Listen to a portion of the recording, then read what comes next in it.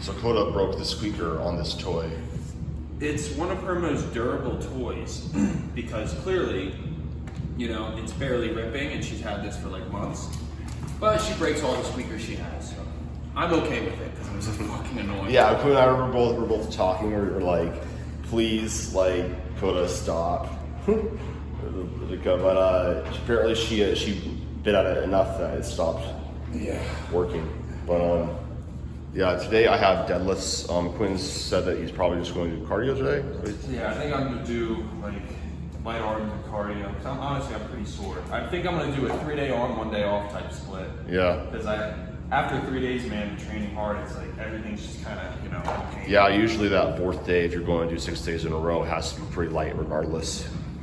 But so yeah. But anyways, this is like our apartment. We kind of have. Don't give them a tour. We have nothing in here. No, it's not going to be a tour. The spoiler alert. Spoiler alert. There's nothing in here. So we have like things like in our rooms, but like this is like the main area. So like it's just like, you know, ideally there should be like Quinn has a vision for it for the space, which is nice for me because like I'm good with planning certain things, but Quinn is a lot better with like details and with like how he sees things. We say that's probably about true with like you and me. Like I'm more like but you're a lot more like you know exactly what you want things to look like. Yeah, I just want, you know, clean, organized, and look nice. And when people come over, they're like, oh, they aren't just fucking weird gym rats that just... They aren't just poor... You know? Yeah, but we do have a table. We have basic stuff like Coco. Honestly, I'm more invested in like getting my room set up than anything else. Yeah, like I mean, like I still don't have like a bed frame. It's coming in on Tuesday. Like this is what I'm working with right now. Like my amplifiers, and I'm doing laundry right now. Quinn on the other hand, his room looks pretty nice. I'm not going to walk in there unless Quinn's in there because Coda will lose her mind. But like this is what the bathrooms look like.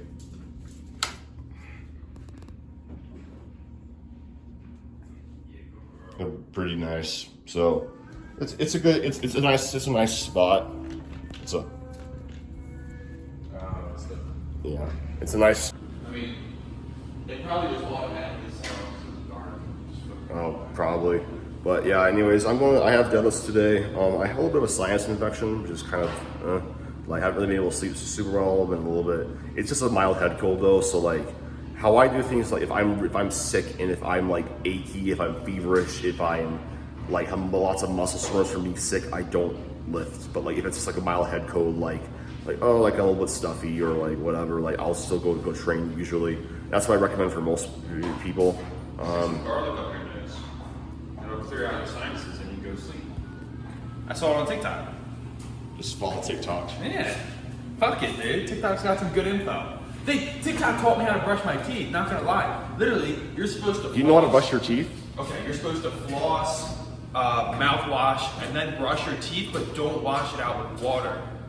Yes, because you wash out the fluoride at that point.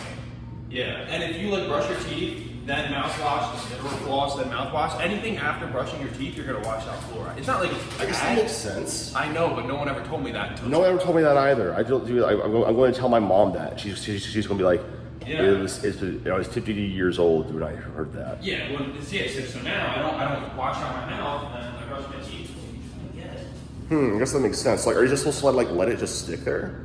No, you just spit out the toothpaste, and then after like 5 to 10 minutes, it's like you don't even taste it in your mouth anymore. It just tastes clean. I guess that makes sense. And then 30 minutes later, you can like, eat, drink, do whatever. You know when you go to the dentist, you know you after your appointment. Yeah, same thing. So yeah, TikTok taught me that, so I thought that was pretty cool. And you know, there's other cool stuff on there. There's some like dumb, like 16-year-old fucking girls' titties out, but that's like that stuff you avoid. But anything that's the dark web TikTok. That's like the controversial side of TikTok, where some people will get like censored for like literally flexing in the locker room, and then there'll be girls like that doing shit like that, probably underage, just fucking. Yeah, well, it's like the whole. I saw on Instagram like censoring like they didn't change like the default to like basically filtering out sensitive content. Yeah, I put my I went to like show me everything. Like everybody's too soft. Like, what's your opinion on that type of stuff with like social media censoring? And I mean, if some people want that, that's fine. But like the general population, like, I think it's just strange, like putting like like a default like limited view type setting. Yeah, it just seems like they're going after an agenda, or they have some type of agenda they're pursuing, and that's just sketch. Because you know, like in today's day and age, everyone wants to know everything, and they don't want to be censored. Like, we already know our lives are censored. Dude, every day. Literally, by having this phone that I'm filming on, it's like the NSA could literally just be listening to us. Yeah, it's like we are monitored and censored every single day. Instagram doesn't need to be doing that anymore.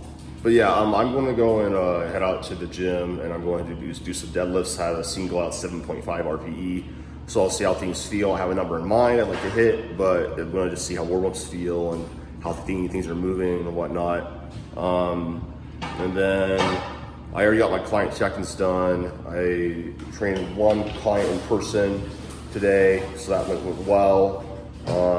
And now I'm just gonna go and head out to the gym, train. Probably should show you guys my deadlifts, because besides that, it's just like boring accessory work. But yeah, that's what I'm going to go and do. Vlog.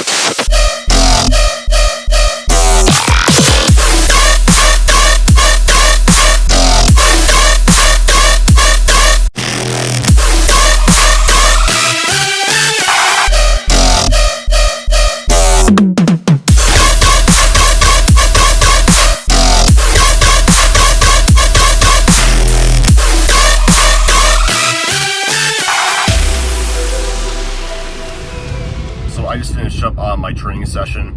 It was pretty decently long. The thing about training deadlifts, especially, and just like all these powerlifting specific movements, like bench press isn't like as long, but like squats and deadlifts especially just take me for freaking ever to do, because one, I have to warm up forever to get to the actual working weight that I have to do. Two, my fatigue that I get, like systemic fatigue in between sets, is just like really bad. So like I have to rest like literally 8 minutes in between my sets until like, I feel really good to go again. And like I said earlier, like I'm kind of battling like a little bit of a sinus infection / head cold. So like it was hard to breathe in between sets, yada. Like bottom line is like we did the damn thing, and that's really all that matters. But I wanted to talk a little bit about like why I'm adding in like some more singles on like deadlift in particular, also bench press, but like not squat, because that's what I'm kind of doing for this block.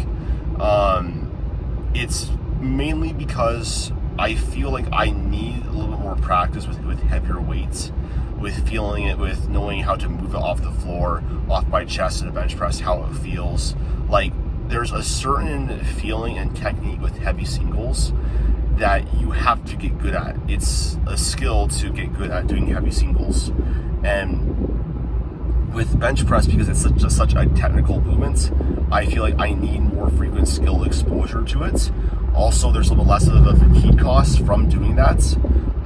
So I'm okay with doing that as long as I stay within the pocket on bench press. I'll pop up what I did yesterday. I did 309 for a single RP, like 7.5, which I was pretty happy about. And then today I got a single RPE 8 on deadlift.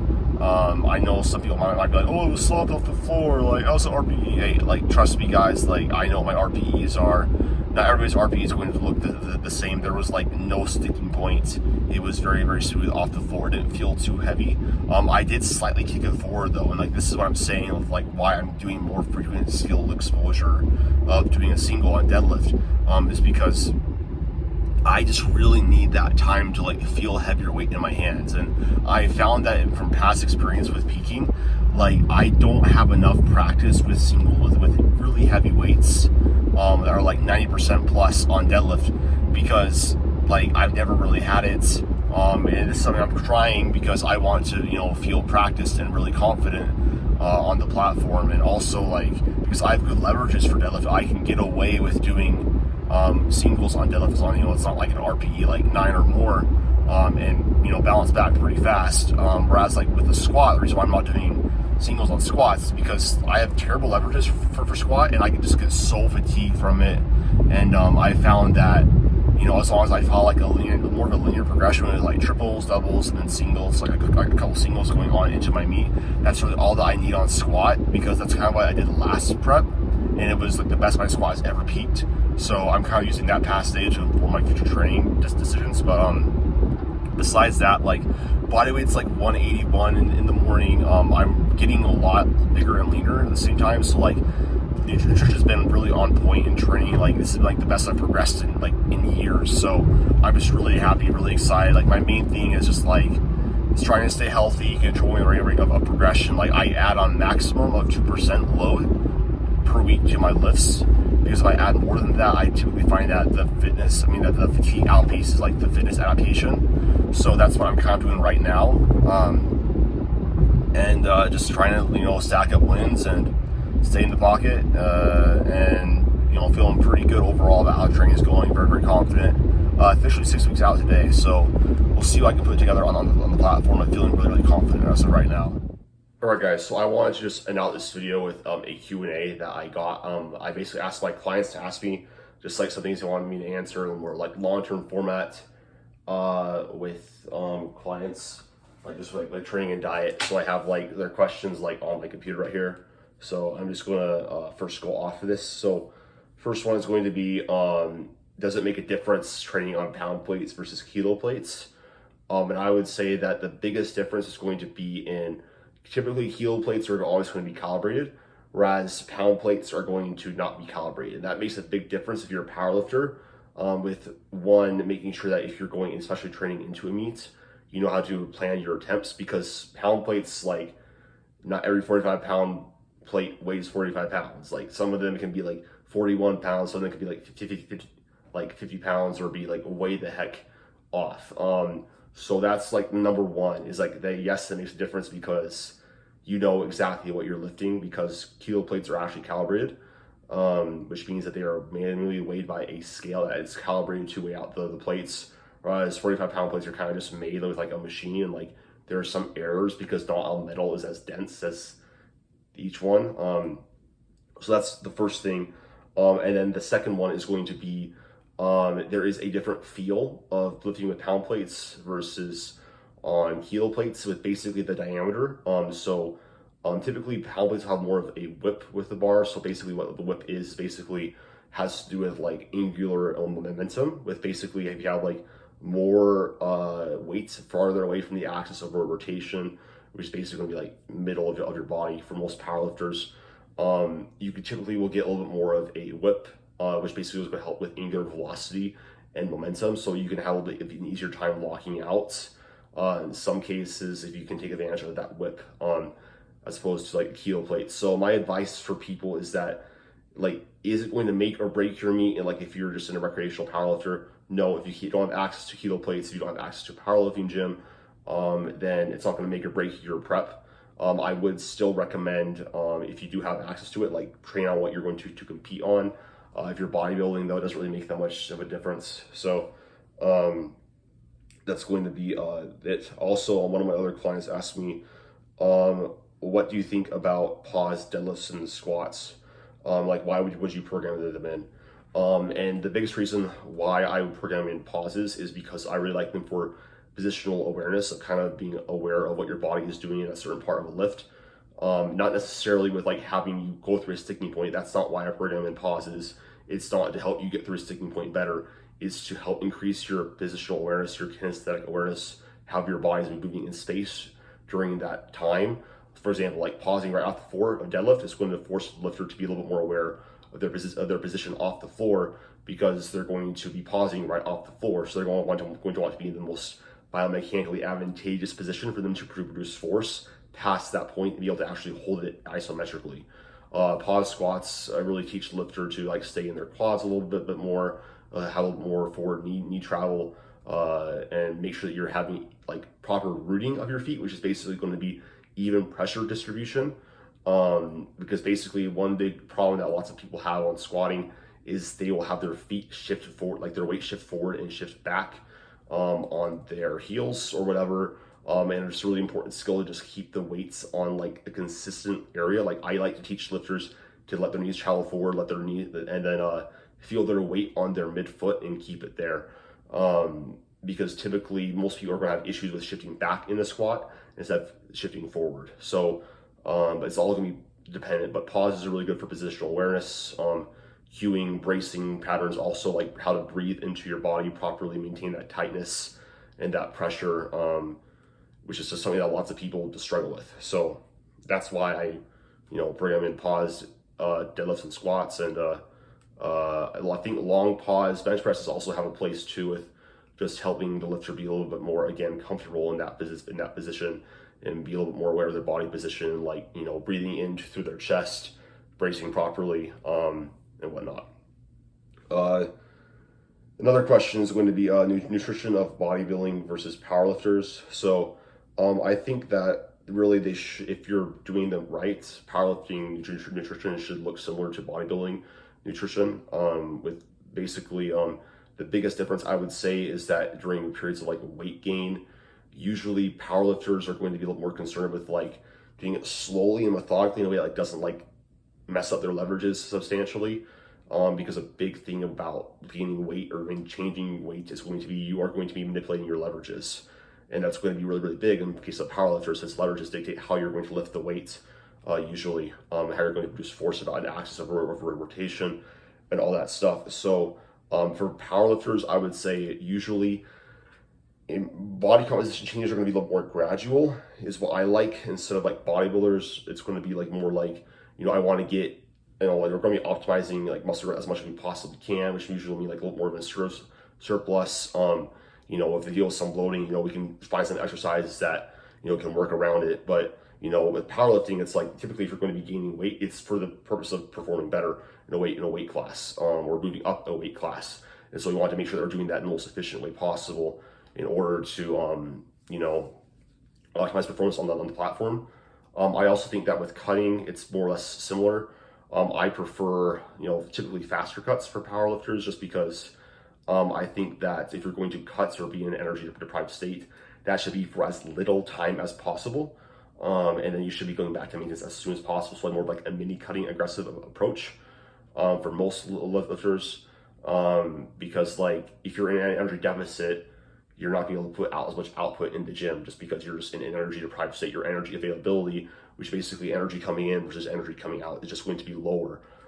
So I like to be more aggressive with that, and typically we'll use refeeds a little bit more with powerlifters before heavy sessions, as opposed to like bodybuilders. I don't really use refeeds much, and like maybe like later on in stages of prep. Like usually I want to use like a linear dieting approach for as long as possible, where there's like no refeeds or whatever. They can have that momentum and use that for as long as possible, and then as soon as like the need does arise for them to use more of non-linear dieting approaches like refeeds, in the case of maybe performance is starting to like really like go down as diet fatigue goes up, I'll add in a refeed like once per week, and then twice a week or 3 times a week, depending on like how lean they are, what their circumstances are, and whatnot. Like that's what I would say like the biggest like difference is just gonna be like periodization of it.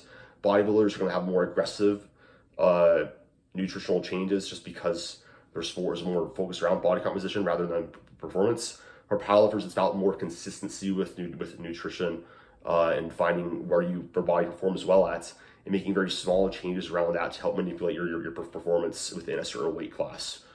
Besides that, like gram protein per pound of body weight, prioritizing mostly carbohydrates, especially around your training, eating, 3 to 6 meals per day, fruits and vegetables, fiber, water, all that good stuff is going to be really important. Another question is going to be how to judge RPE as a beginner. Because a lot of my clients that come to me like have this questions like, oh my gosh, how do I judge RPE? And I just wrote an article on this. I'll link down below. But the biggest thing with RPE is just understand, first off, it's a skill. It's not something that you're going to be great at immediately. It's just like anything else. It's going to take time and experience to get better at. So my biggest advice for somebody who's like getting used to RPE training is to first understand that it's basically repetitions in reserve. It's not like a feeling. It's not like, oh, like that was RPE 7, but like that doesn't mean I could have done 3 reps in reserve. That's something that some people say is like, they say that it's not repetitions in reserve, but it really is in terms of lifting. So usually what I say is that, just think about how hard that was, how many more reps you thought you could have done. And then, make a note of that. And then over time, as we usually with my more beginner lifters, I'll push a little bit more close to failure in like the first block. They're not as used to RPE training or what it feels like really push hard, closer to the RPE 10 range at the end of the block, or maybe incorporate some AMRAPs so they can know what it feels like to really push themselves. And then I want them to think about how did the 3 reps from RPE 10 feel? How did 2 reps from RPE 10 feel? Et cetera, et cetera, et cetera. And as they kind of gather more data about themselves and how they're responding to their training, how they are progressing in the gym, it gives me some good feedback about how honestly are they being able to use the system, are they improving at it, and over time, they're going to just get better at it. But I really recommend reading the article a little bit more in depth, since it does answer a lot of questions around that.